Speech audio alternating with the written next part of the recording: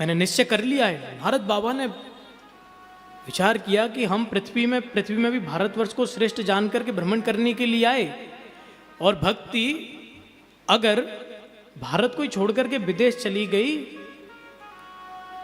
तो भारत का तो सर्वनाश हो जाएगा।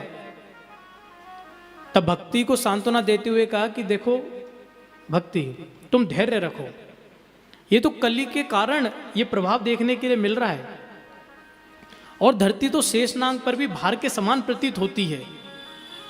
कलयुग के कारण ही ना कहीं तप है, ना दया है, ना सोच है, ना सत्य है। राजा परीक्षित ने कलयुग को स्थान दिया। भक्ति ने कहा कि इसके दोषी तो केवल राजा परीक्षित हैं, न राजा परीक्षित कलयुग को स्थान देते, ना आज मेरे पुत्र ऐसे जर्जर अवस्था में पड़े होते। तब नारद बाबा ने कहा कि देखो भक्ति, राजा परीक्षित कौन है? राजा परीक्षित हैं गुणग्राही। गुणग्राही या यूं कहें सार एवं सारभूत। सार ग्रहण करते हैं राजा परीक्षित केवल। राजा परीक्षित ने कलयुग में 99 दुर्गुण देखे, लेकिन एक गुण भी देखा। क्या गुण था? बोले गुण यह था कि यत फलम नास्ति तपसा, तप से भी जो फल नहीं मिलता, ना योगिन समाधि ना योगियों के समाधि से मिलता, तत्फलम लभ्यते सम्यक कलौ केशव कीर्तनाथ। वो फल केवल कलयुग में भगवान के नाम लेने से मिल जाता है भक्ति। इसलिए धैर्य रखो, मैं अवश्य तुम्हारे लिए कोई ना कोई समाधान निकाल करके आऊंगा।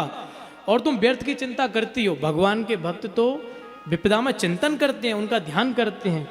वृथा खेदय से बाले अहो चिंता तुरा कथम, श्री कृष्ण चरणा भोजम स्मरदो दुखम गमेष्यति।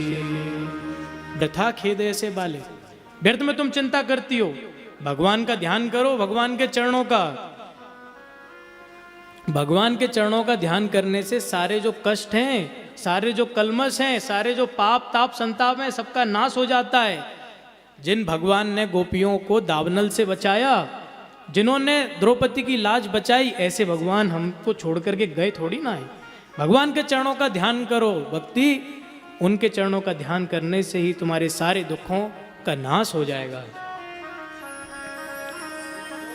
ब्रज के नंद लाला श्री राधा जी के सांवरिया, सब दुख दूर हुए जब तेरा नाम लिया।